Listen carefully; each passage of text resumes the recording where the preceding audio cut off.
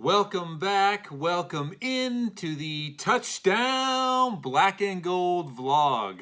This is my midweek show, approaching week 8. I am your host, Blair Parks. Holla at you, boy. It's great to be with you once again today, coming to you live from the man cave / hawk cave.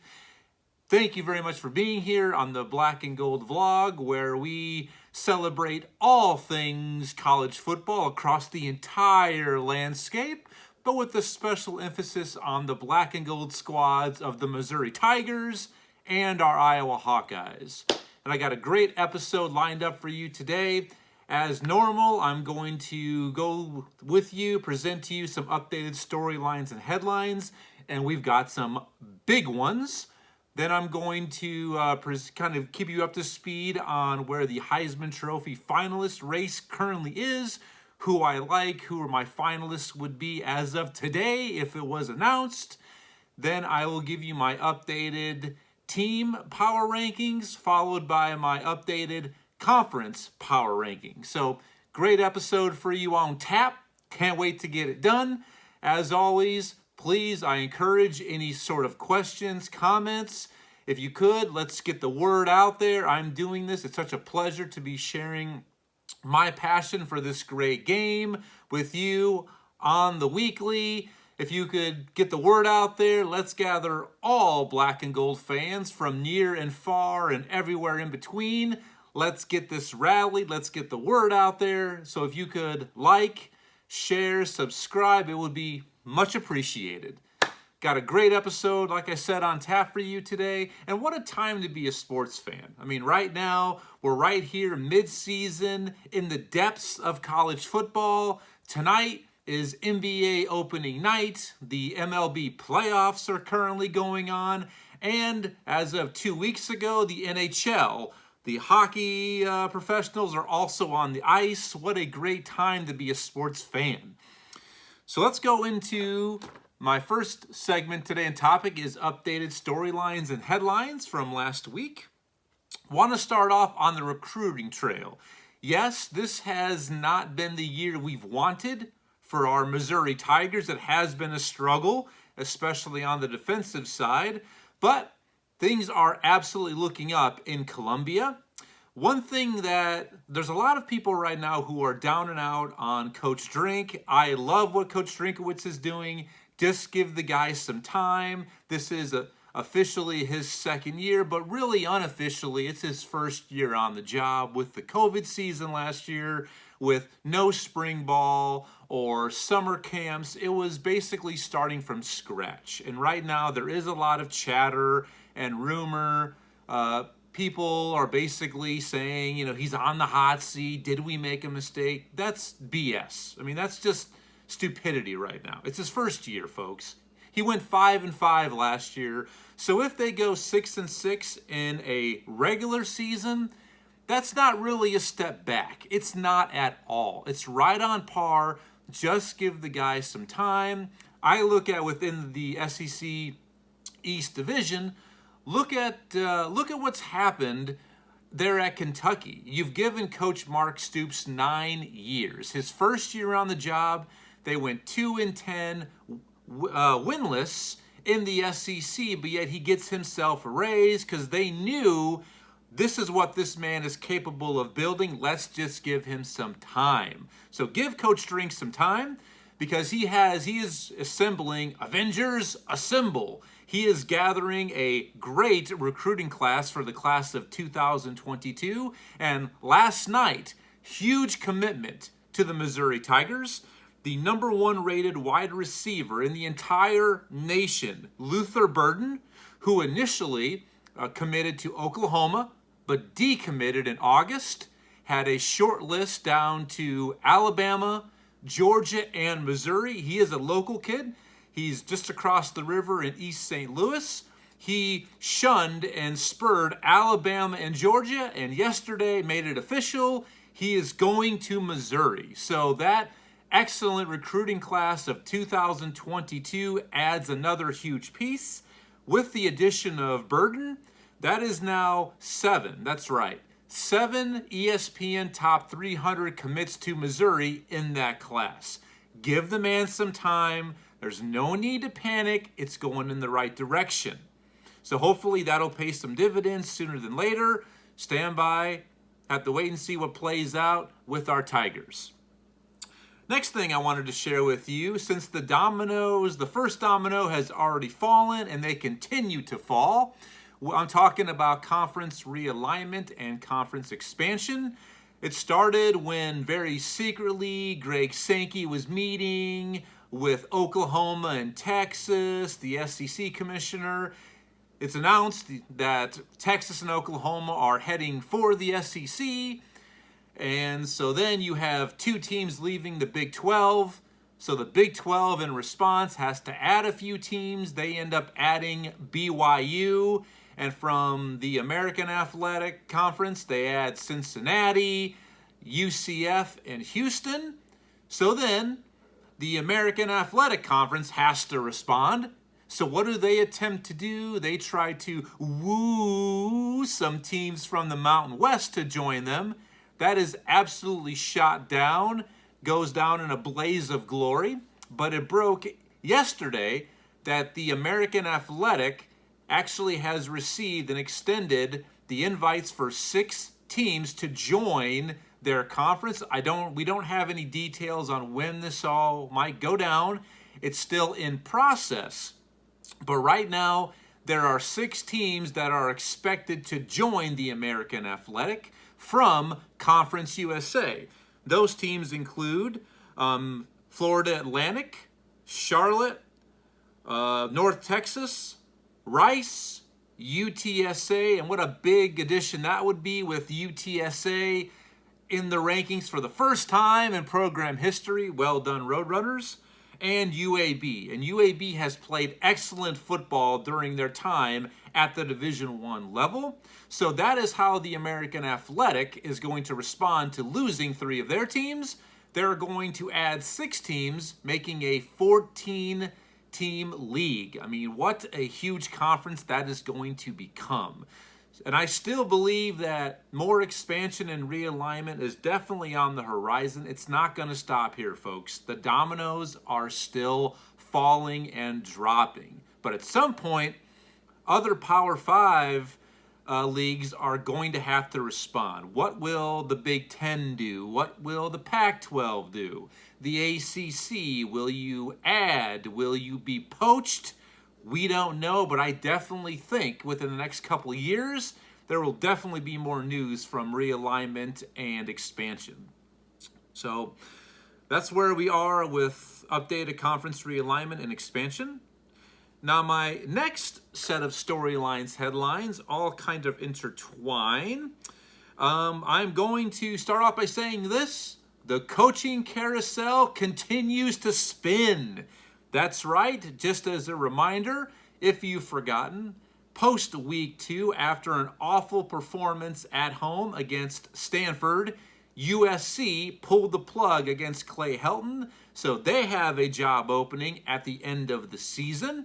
So there's one Power 5 coaching vacancy that's already open.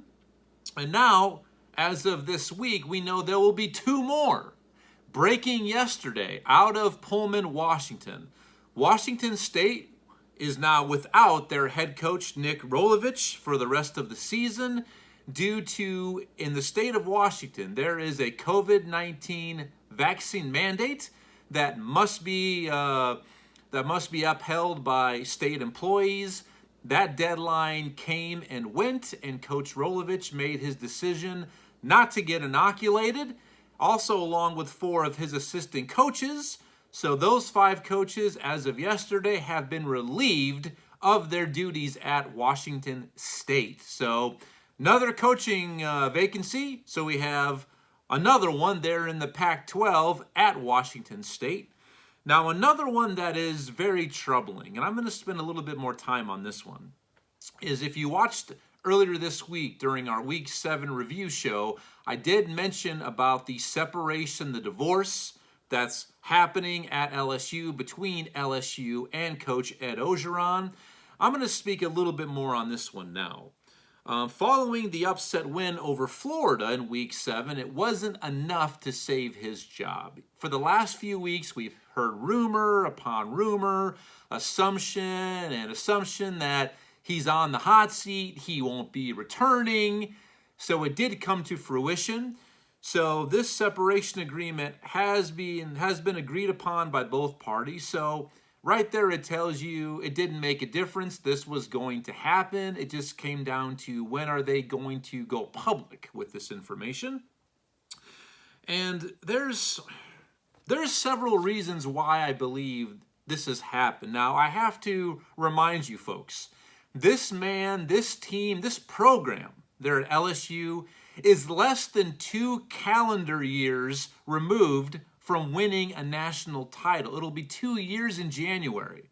How the hell did we get to this point to where you give up on somebody after not even 2 years? If I could call up Doc Brown, hop into the DeLorean, go back in time, and round up some of the classic coaches. I'm talking if I ask Bo Schembechler, Woody Hayes, Paul Bear Bryant, Ara Parsegan, Howard Schnellenberger, the list goes on and on, even the great legendary Hayden Fry. If I would put this question to them, coaches, what do you think about this in the year 2021, that a coach not even 2 years after winning a national title can get shown the door? It would be absolute blasphemy. I just wish I could have that conversation with those classic old school coaches, the old boys, to see what they would think.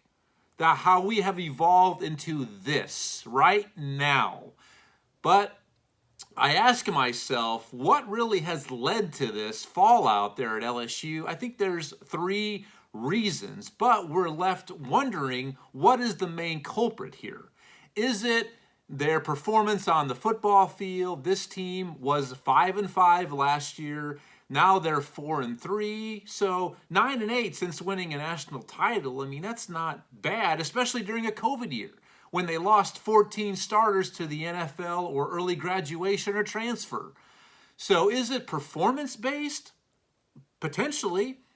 Is it based on the off-the-field issues? We know about the Title IX lawsuits that are going on within the program, the Darius Geis incident, the Odell Beckham Jr. incident after the national title game victory, handing out cash to players. So those are things, too, that obviously could have led to it, or at least added to them separating from Coach O. But this week, as soon as it came out that a separation agreement had been reached, these issues came out dealing with Coach O's personal life. And I don't know if any of these are accurate or truthful. I am not in the position to slander individuals, especially when I don't know them personally. I don't know the story.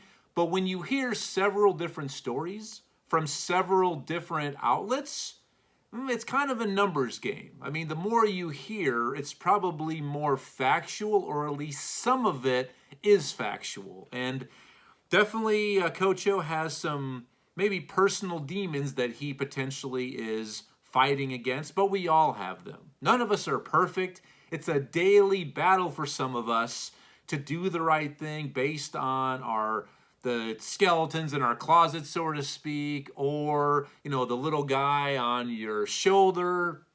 But, I mean, examples of, shortly after the national title game in February, nasty divorce between Coach O and his wife. Reportedly, he's bringing girlfriends to practices. They're joining in calisthenics and other activities.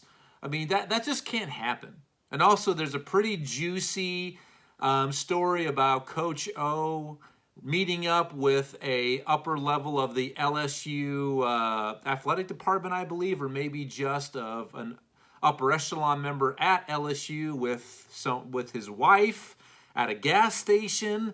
Once again, I'm not going to spread anything else. I just see what I see and read what I've read and heard what I've heard, but doesn't look good. So all 3 of those things combined is a pretty good formula for someone to be dismissed. But LSU, you're able to make a statement publicly. Let us know what it is. If it's a combination of all three, great. Say that. If it's because of lack of performance on the field, say it.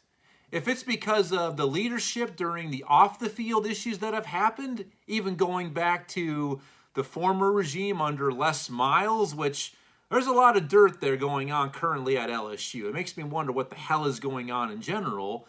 But you need to come public with that. Let us know so then we know what led to this decision. That's not slander. You don't want to slander or kick somebody while they're down. You can say, this is what led to it. We appreciate his time, the title he's brought to Tiger Nation, and we wish him the best moving forward. You can say those things. So right now it's all speculation. What happened? What led to this? But I think at some point we will get some sort of official statement from LSU, but we might not. So we're just asking ourselves, what has led to this? Have we come to this point? It's really disturbing, especially if it's based on performance. But between you and I don't think we're alone here, Black and Gold family, that if they're, instead of being 4-3, if they're 6-1 at this point in the season, do they make this change? Do they announce it at least during midseason? Probably not, because winning football games is a big deal at LSU among some of the other blue blood programs. So Coach O will finish out this season, but he will not be returning in 2022. So we have another opening at the Power 5 ranks. So 3 right now at Washington State. And then the 2 huge ones, 2 blue blood programs are in need of a new coach, USC and LSU. So troubling times down on the bayou, and I like to wish Coach O the best of luck moving forward. Now, the next thing is something that I did tease earlier this week during the Week 7 review show, and I just wanted to sit on this for a little bit to see what the punishment might be from what we saw take place from this incident. And I'm referring to what happened Saturday night in Knoxville between a ranked Ole Miss team, Lane Kiffin, coming back to Neyland Stadium to take on Tennessee. If you remember, Lane Kiffin left in not the best of graces at Tennessee after 1 year, bolted for the USC job. So there was a lot of passion, a lot of mixed feelings for this game, but I did not see this game getting to where it did. Throughout the vast majority of the game, great game. I stayed up late, watched it, and then late in the game, with basically a minute to go, there was a failed 4th and long attempt by Tennessee. They were trailing by 4 points, I believe, at the time. Came up a little bit short. Looked like it was the right call on the field. It was upheld, Ole Miss's ball with 54 seconds left, and Tennessee still had all 3 timeouts. So the game is not over, and it was deep in Ole Miss territory where they turned over the ball. But then the place absolutely erupted. So for 59 minutes of the game, great game, a lot of passion, a lot of intrigue, but then we witnessed what we witnessed. And I'm going to start off by saying this: absolute embarrassing, disgusting, and pathetic display by the Tennessee fans who were in attendance. Now, I'm not saying every one of you who was there partook in what happened. And if you recall, this is what took place after the turnover and downs. The frustration mounted to the throwing of projectiles onto the field at the Ole Miss players. And when I say projectiles, I mean things that could have caused bodily damage and harm. Half-filled water bottles, beer cans with your pick of alcoholic beverage, a mustard container, and even golf balls. A golf ball was thrown on the field that hit Coach Lane Kiffin of Ole Miss. And I look at this and say, you dumbasses, what are you doing? And I'm going to sound off, and you're going to sit there and listen to every word I say, Tennessee fans, because you continue to be a fan base that can't stay out of your own way.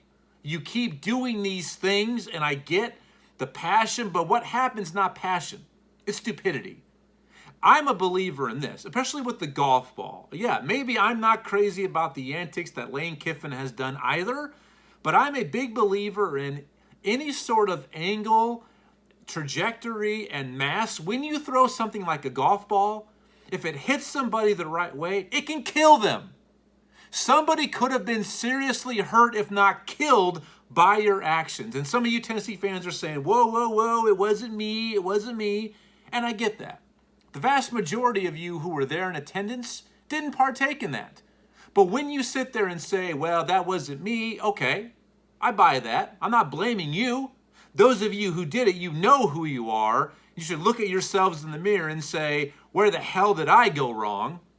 But those of you who say it wasn't me, it wasn't us, that doesn't tell the tale. That doesn't basically signify the fan base that we are. Has nothing to do with Tennessee. We're good fans. That's BS. Okay? Because it does. Whether if you want to accept that or not, the actions by those who threw these projectiles, that states and that tells me and everybody else the type of fan base you are. And you need to accept it and say, yep, that's us. What they did absolutely represents us as a fan base that is volatile and believes they have to be on old Rocky Top. You're not on top of anything right now. And this is something that is not going to be forgotten. I think it was, like I said, embarrassing and pathetic. And this is what the punishment has happened. And I wanted to see what Greg Sankey would do. Since this time, he has leveled a $250,000 fine against Tennessee. And yeah, that's a good chunk of change. But to me, that does not fit the punishment. You need to hurt and punish the football program specifically. And I'm saying do something that puts them at a disadvantage at home. Maybe for a game or two, there's no student section. Nothing. Something that is going to hurt you. And those tickets are non-refundable, so whatever. Everybody learns a lesson here. I think every one of you Tennessee fans owe an apology to every one of us in the college football landscape as fans. So let's say that was somebody's first time at a game, a youngster, a young child, and that's what they end up seeing. Or let's say maybe somebody who's taking in their first SEC experience, and that's what they see. That's awful. I could go on and on. I need to bring myself back a little bit. I need to try to lay off these rants, stay on target. We're too close. Stay on target. Loosen up. I need to keep on target, stay in my lane here. But I am absolutely disgusted by what I saw. And Tennessee fans, the drama continues. You just keep doing these things that absolutely make you look like fools. And you do. I'm not saying Iowa fans are saints. I mean, every fan base has, some issues. They have some faults. We do. But what you did is absolutely inexcusable. Absolutely inexcusable. And I don't think I need to say anything else about this. It will be brought up again in the future. But you definitely have a lot of owning up to do. And making up to do to everyone. Everyone in college football. So that is the end. Whew, let me get my heart stopping. Heart's got to slow down. Blood pressure's up a little bit. Let me move on to the next segment. I want to give you my updated Heisman Trophy race. No change from last week. I have the same 4 finalists in. If votes were to be cast today, I believe these are the 4 individuals who would be at the New York City Athletic Club.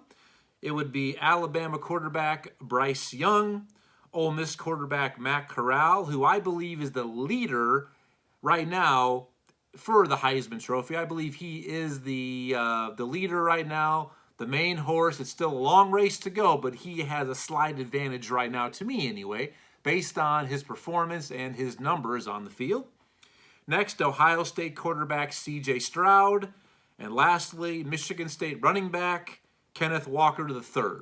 Those are your 4 Heisman Trophy finalists. We'll see how they perform in the upcoming week during Week 8. Next segment, move into my updated power rankings time. Let's move in firstly to my updated team power rankings. And with the loss of our Iowa Hawkeyes Saturday during week 7, definitely a lot of movement and some other big wins and losses. So we have a lot of movement today on my updated team power rankings. And we have one team making their initial debut. If you never joined me for this, what I do, I give you my top 10 plus 2.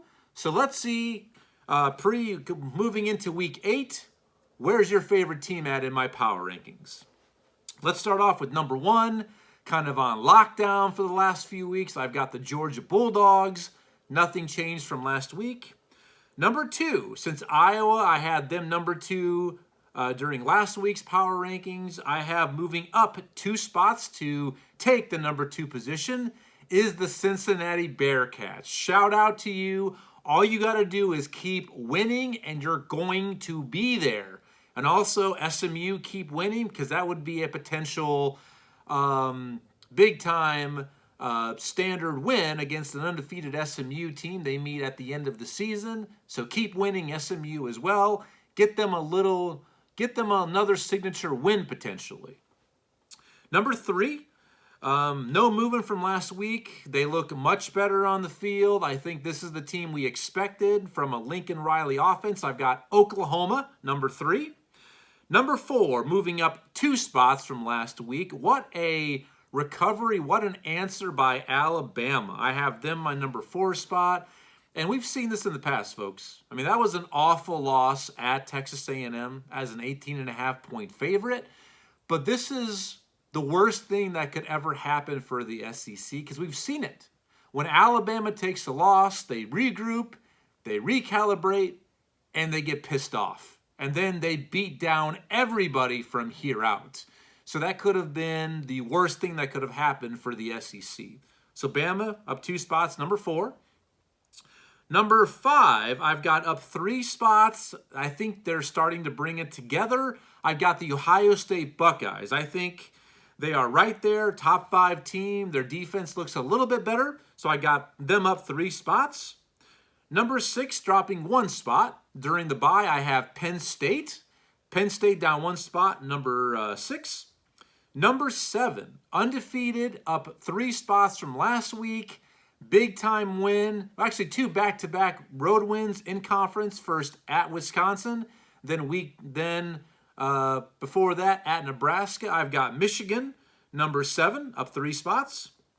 Number 8, our biggest mover upwards after a huge signature win. Big time moment game on the road at a ranked Texas team. I've got Oklahoma State, undefeated, number 8 in my power rankings.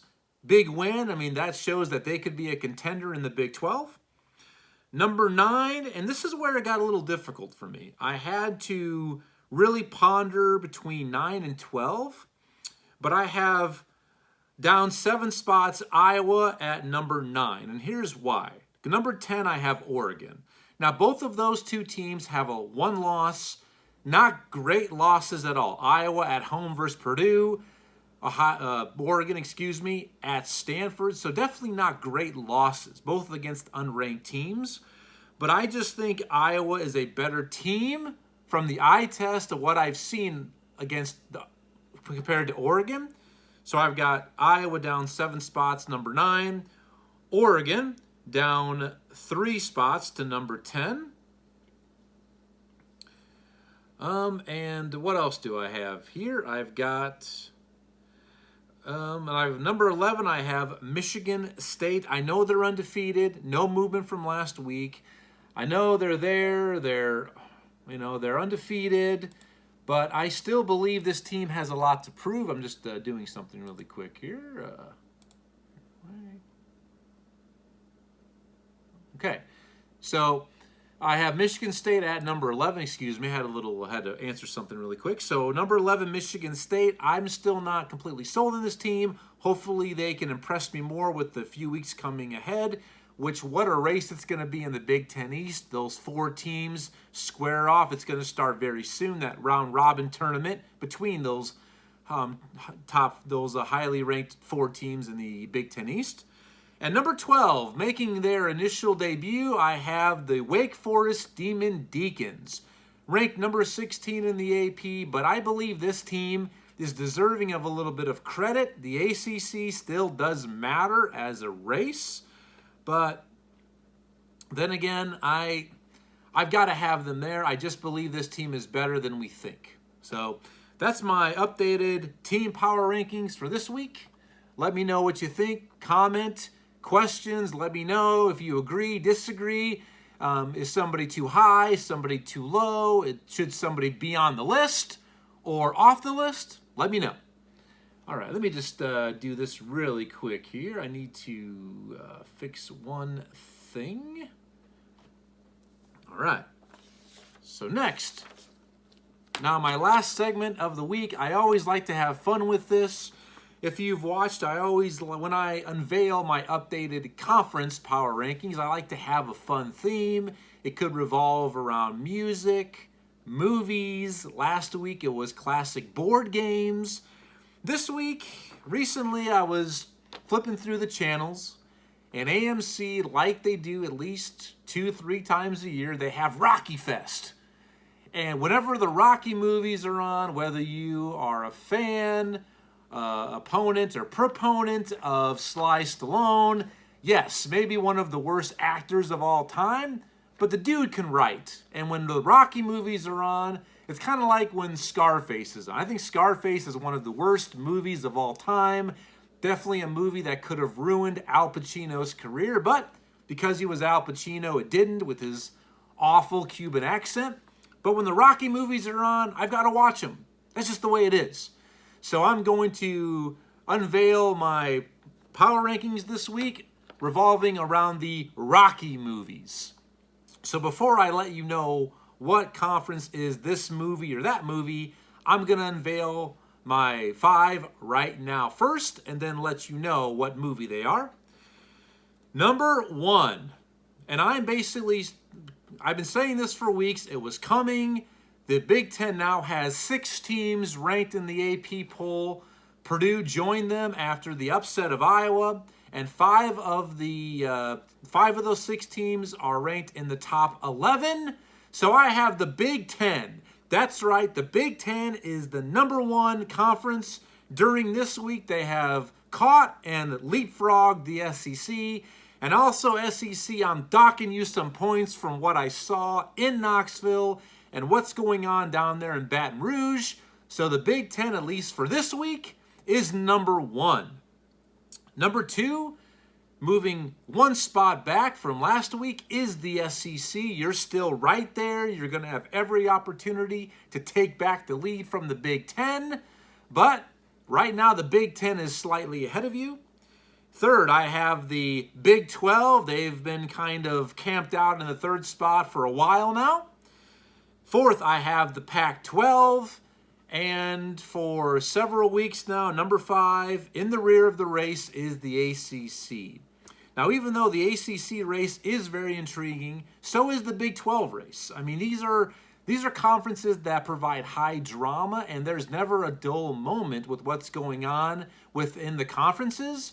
But the Pac-12 and the ACC, those are the ones I think that are both on the outside looking in at a playoff berth as of right now. So now that I've given you my conference power rankings, let me describe to you what Rocky movie they are. So the Big Ten at number 1. In years past, during your matchups or match up with the SEC heavyweights, you've gotten close. You haven't been able to score a knockout or a unanimous decision. You've done this, you've done that. The SEC, the champ, the Apollo Creed, has continued to keep you down. And after last year's beatdown in the national title game, you've been called out, you've been made fun of, you've been harassed, you've been, they want you back for another rematch. But this time, you've met them in the ring, you scored an improbable upset, and guess what, Big Ten? You did it! That's why you are Rocky 2, the Big Ten. You have finally taken down the champ, and you're in the lead right now. The belt is yours. So you are Rocky 2. SEC. What a huge collision course we could have. Just slightly behind the Big Ten, but within the SEC, you look at the two divisions. We are potentially on a collision course between the SEC East in Georgia and the SEC West in Alabama. Huge matchup potentially. If Alabama were to win that game, but first they have to get to the conference title game, I think Georgia pretty much is a shoo-in now from the SEC East. But they meet up. If Alabama wins, they probably get in the playoff, as does Georgia with one loss.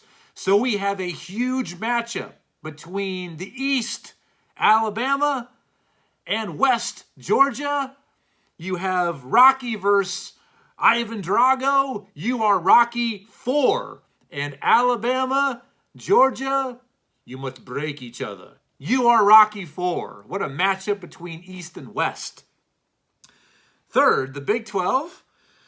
You're hanging out. You're known. You have contenders in the past. Have you made the playoffs recently? You have, but you're not a shoo-in every year. You usually are one of those conferences like the Pac-12 that have found themselves left out. But this season, you have your shot. Oklahoma, you're in the top 4, playing much better. Oklahoma State, you're undefeated. Iowa State, huge game coming up. You've got a shot. So do you, Baylor. So you kind of unknowns are given your shot. Will you be able to crash the playoff party? You're given one chance, one shot to take on Apollo.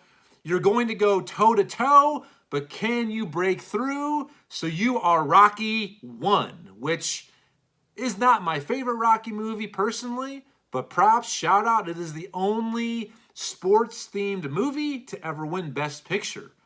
Little fun fact there for you folks. So 4 was the Pac-12. Years past, you've had your glory. You've had your Titans, your big brands, SEC, USC, UCLA. They've had days in the sun, titles, Heisman Trophy winners. They've had their moments, but now you find yourselves on the dawn of your power.